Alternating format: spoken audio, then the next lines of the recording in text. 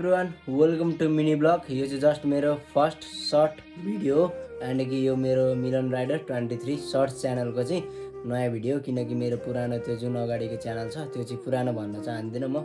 3 महिनाको लागि मात्र मेरो त्यो ब्यान्ड भएको छ, सस्पेन्ड भएको छ च्यानल चाहिँ। त्यसैले गर्दाखेरि हजुरहरूले भिडियो पनि हेर्दै गर्नु होला। त्यो अगाडिको च्यानलमा भएको त्यो चाहिँ मिलन राइडर 23 मात्र छ कि हैन, जस्ट सबैले गएर चेकआउट गर्नु होला। अनि मेरो चाहिँ 3 महिनापछि भिडियो आउँछ, लङ भिडियो।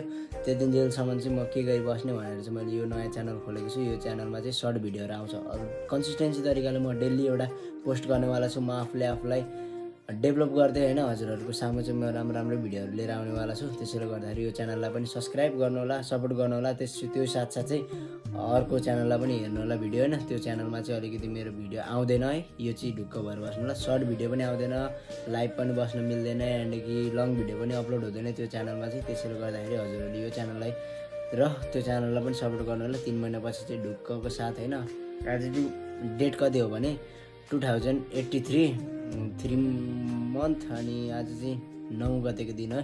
त्यसैले गर्दाखेरि आज चाहिँ अब आजदेखि चाहिँ म हिसाब हुन्छ 90 दिनको हैन। आज चाहिँ सस्पेन्ड भएको हैन त्यो च्यानल चाहिँ। त्यसैले गर्दाखेरि यो च्यानल खोलेको छु। सबैले सपोर्ट गर्नु होला, माया साथ सपोर्ट देखाउनु होला।